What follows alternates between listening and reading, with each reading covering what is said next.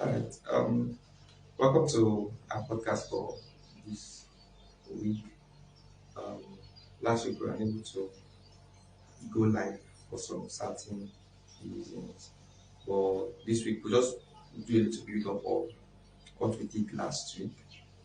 Last week we were looking at how to overcome temptation, but we didn't really take any scriptural reference. We didn't really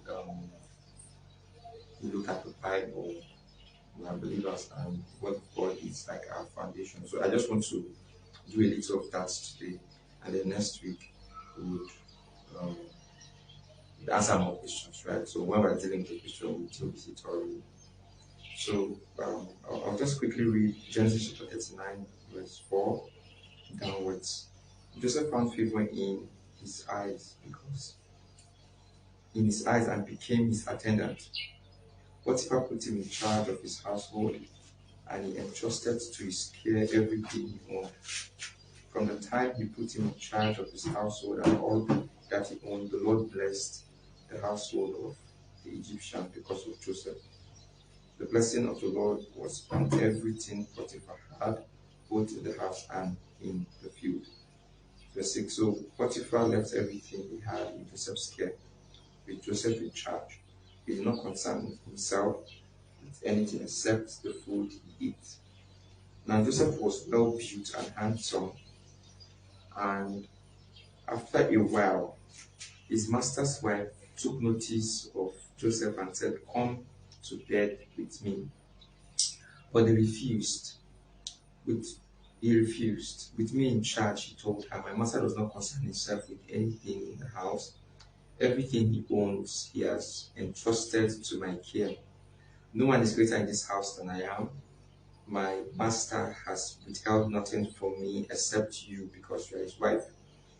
How then could I do such a wicked thing and sin against God?" And though she spoke to Joseph day after day, he refused to go to bed with her or even be with her. On one day, he went into the house to attend to his duties, and none of the household servants was inside. She caught him by his cloak and said, "Come to bed with me."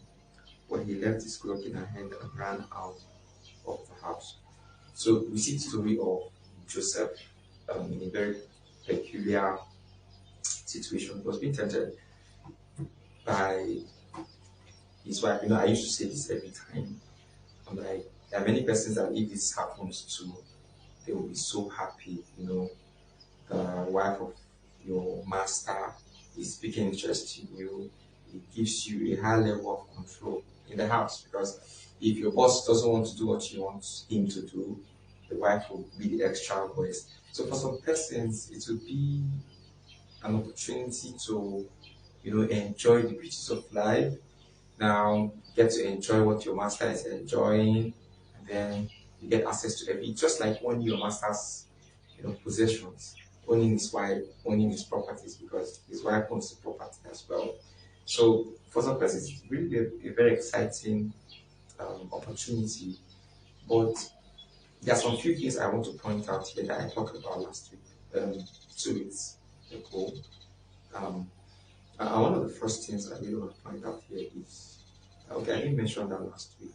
Temptation, it's it's in everything we see. We find temptation in everything we see. There's no specific or specific place where temptation comes from. So say, okay, avoid this very thing. This is where temptation is going to come from. It doesn't work that way. Temptation can come from anything. It will come from any. Nobody would have expected that an Egyptian would pick interest in a Jew, because in that time, if you read the Bible, um, in the time, in that very dispensation, the Egyptians and the Jews, that's Hebrew as of that time, didn't have anything in common. In fact, the Egyptians were world power. They were superior to the Hebrews at that time. So um, it wasn't a likely thing to see um, an Egyptian picking such kind of interest on the Hebrew. But we saw it happen, right? So you wouldn't expect sometimes some some areas where temptation come from might be unsuspecting. I've seen persons that fell to temptations because it came from people that they least expect it from. So in the shop, they are unable to reconcile with the reality, and then boom, they are down where the person wants them to be, right? Um, I think I heard of some stories of someone. Um, there was a bribery situation some time ago, and the person involved was trying to talk to me why she obliged to be involved in that act. And the reason was because the person initiating the bribe situation was a reverend's wife, right? And the woman was like a covering for her, like superior to her. So, in a case like that, you look too righteous, right? You look like our reverend's wife is saying she do this, she knows God, she has a relationship with God.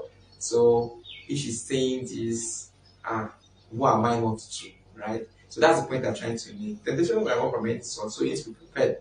You need to be prepared. You need to be prepared to say no to everybody that doesn't meet your standard. And that's why last week I said you must have a standard, right? You must have a standard. So anybody that doesn't meet that standard goes down for the standard, irrespective of whoever it is. I don't think Joseph was expecting that Potiphar's wife was going to make her fancy, but his answer was resolute because he feared God. He feared God, and he had placed the standard for himself. So this is the first thing I want you to understand from the scripture. Temptation can come from anywhere, the least expected places. It can come from such places. So you get ready, right? I've heard stories and personal experiences of these things, and I can tell you what the fact that when it comes to temptation, there is no source that is incomplete, right? Even angels, who would have believed that angels would pick interest in human beings and want to have things to do with them? Would have thought about that. So that's the first thing I want you to understand. And secondly, one of the things I did say last time we went, okay, was the fact that temptation, your eyes would be far from temptation if you are busy. Many times, it's hard to overcome temptations when you are idle. If you see the scenario from where we read, Joseph was a busy man. In fact, the day Potiphar's wife came and was making advances on him again, the day she tried to pull his clothes. That said, he was busy with his daily activities, with his daily routine. So, is it to start with, Joseph was a human being. He had blood running in his veins, and I could just imagine there's no way Joseph wouldn't feel, wouldn't have thoughts of doing things with that woman. It's not possible because he's a human being, right? And thoughts would run through his head. So I believe there are times when he have been thinking, this woman, and then he just reject the thought and be like, you know, maybe I call my mind the blood of Jesus or something like that. There will be times like that. But it wasn't so much of a problem for him because he was a busy person. His thoughts wouldn't stay so long there because he remember he has to cook for his master. He has to tell the if he's not cooking, he has to tell the cook to cook for the master because the master is coming back. He has to do this. He has to make the garden as lawn the garden. Clothes has to be stuff like that. So he was a busy person, but the wife was an idle woman, so she couldn't get over that very situation. She couldn't get over it. She was hell bent on doing what she wanted to do because she was idle. So one of the ways you'd overcome temptations or shy away from temptations is if you are busy. If you are busy, there are many things your mind will not cross. There are many things your mind will not dwell on because when it wants to dwell on it, work takes your attention, work takes your mind, work takes you out of that very that space. Sometimes the reason why we have some kind of peer pressure is because we're idle. So when they say come, you go because you don't have anything you are doing. Right? And you need to be conscious of the fact that you're a busy person. Even when you're not doing anything, you're not idle. Right? So nobody can just tell you or call you on the phone, can you come out right now? and then you are living as though you have no direction.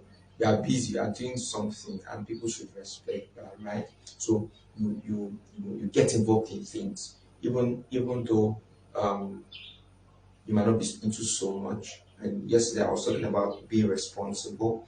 Even if you're not doing so much, get things to do, get things to keep you occupied.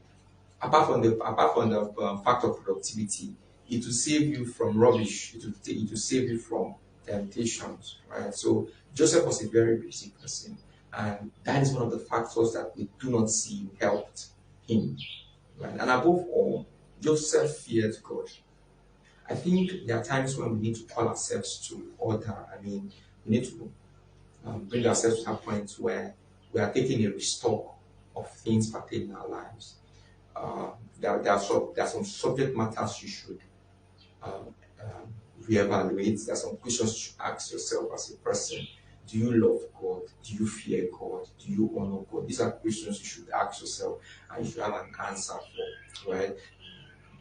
Do you fear God is a question you should ask because it will save you from temptations. There are things you will not do because you are afraid of what God will do or what God will think about it. Not necessarily creating this ideology of fear, right? You shouldn't be afraid of approaching God.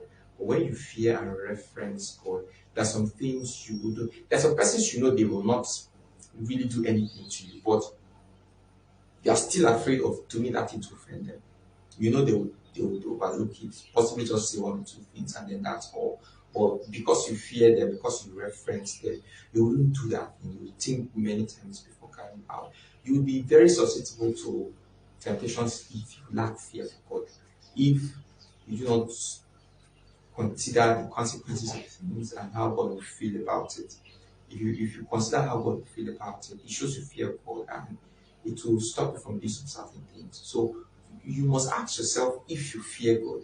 You must really ask yourself, and if the answer is not very adequate, you ask God to help you, reverence Him, help Him, let Him help you create, reverence for Him, create fear for Him, not fear in the negative direction, but positive fear where you don't want to offend Him, you just want to please Him, right?